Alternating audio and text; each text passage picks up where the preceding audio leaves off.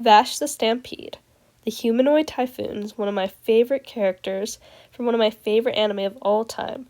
If you're watching this video, I'm assuming that you have already heard of Trigun and are a fan. But for those of you that don't know, Trigun is a story about a gunman with a $60 billion double-dollar bounty on his head, who's trying not to get caught as he goes from town to town in this strange desert world.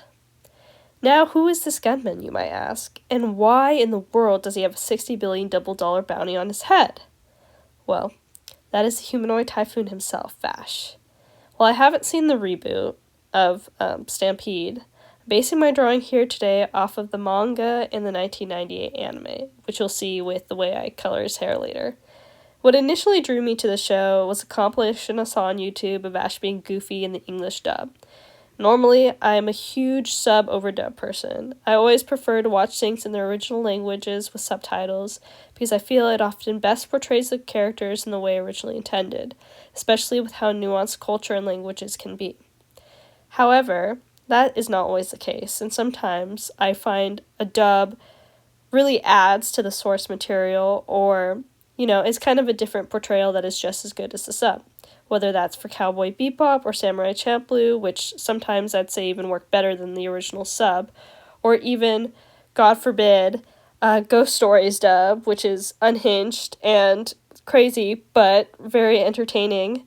And also the case for Trigun. I was quickly enamored with Johnny Young Bosch's portrayal of Vash in this compilation I saw, and then when I actually watched the show.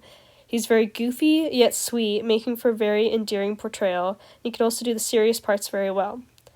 I immediately started watching the anime and finished in a week, leaving a Trigun-shaped hole in my heart. What starts off lighthearted and mysterious becomes deep and sticks with you. After finishing the show, I watched the same 3 edits over and over again and watched all sorts of video essays to try and fill this void. I then proceeded to read the manga and have been trying to get my hands on physical copies ever since. In the show, we're introduced to this basic premise in the form of a Western-inspired anime. However, there's not much backstory or explanation. The show, however, does a wonderful job of exploring the world and characters through what seems to be filler and by taking its time, which quickly endears you to the characters. I feel like this is a wonderful setup for the more serious second half of the show, which explores and tests Vash's morals and pacifism. I highly recommend watching the 1998 version of Trigun if you haven't, especially if you've seen and liked the reboot, which is next on my list.